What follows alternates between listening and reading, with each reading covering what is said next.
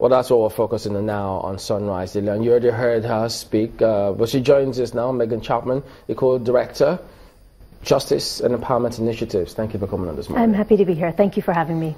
Tell us then, I mean, what do you do for or with that community? My organization, Justice and Empowerment Initiatives, is an NGO, human rights organization, and we work hand in hand with the urban poor in different cities across Nigeria. And we work together with a movement, a community-based movement called the Nigerian Slum and Informal Settlement Federation.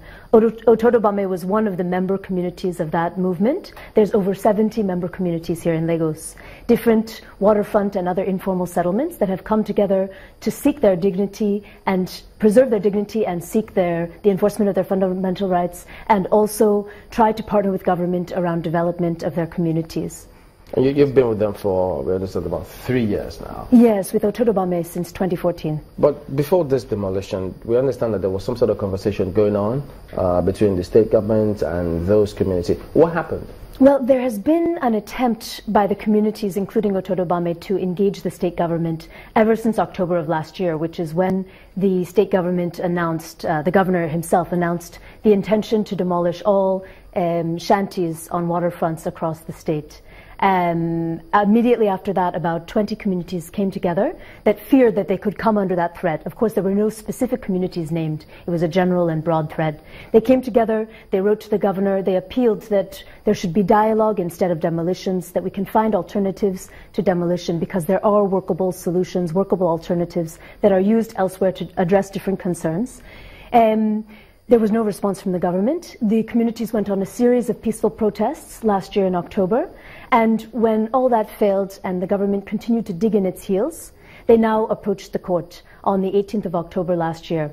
Immediately, the court actually gave an injunction restraining the government from demolishing on the 7th of November last year, which, as noted in the last report, was 2 days before the first demolition exercise in Otodo Gbame that was carried out on the 9th and 10th of November last year. I believe that the government wouldn't want to go into places like that without providing some kind of succor for the people. Did they provide any of maybe relocate the people somewhere else? I would also like to believe what you want to believe, but unfortunately the facts on ground point to a very different reality.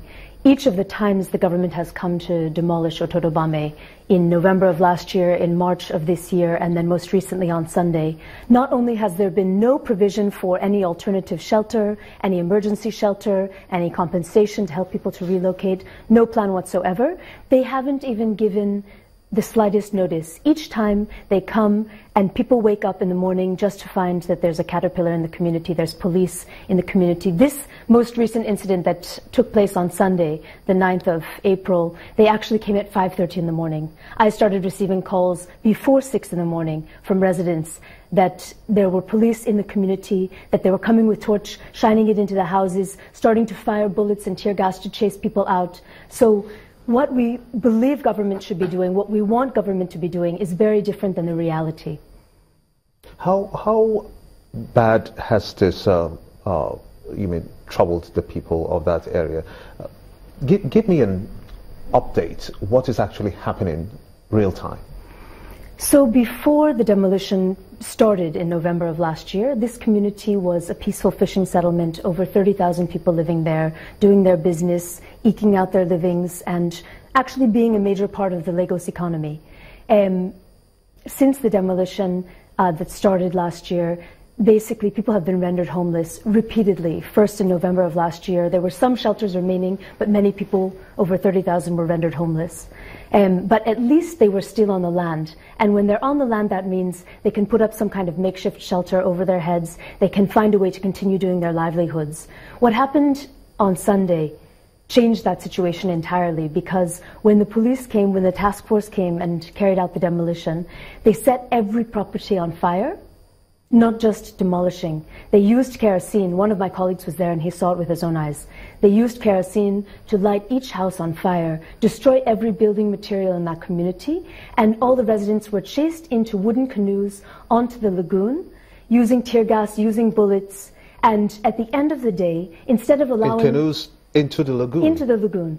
And at the end of the day, when the demolition was complete, instead of allowing people, for example, to come back to land, sleep that night, think of where they're going to go, what they're going to do next, the police actually entered into boats and started pursuing those people. There was a big flotilla of over 100 boats on the lagoon. The police boats started pursuing them, firing tear gas. There were other police on land firing live bullets and chasing people further and further into the lagoon. My colleague was in the boats with them and saw it with his own eyes. But before they set those places on fire, pardon me to butt in. No, please. Did they allow them to get the things out? It was a very fast operation. Come in, if there's people there, chase them out, get them. They jump into the canoes that they have near to their homes, because most of these remaining homes are on top of water. Maybe some of their properties they could pick, but it wasn't an organized affair. Tear gas was being fired. It was affecting people. Bullets were being fired. In fact, there were 2 young men that were shot in the community by police bullets on Sunday. I spent Sunday at the Lagos State General Hospital and at the mortuary, because one of them was able to survive and one of them died. He was shot in the neck and he passed away before he could reach medical attention. So we're talking about complete lack of care for lives, for properties. That's unfortunately the situation that we're facing.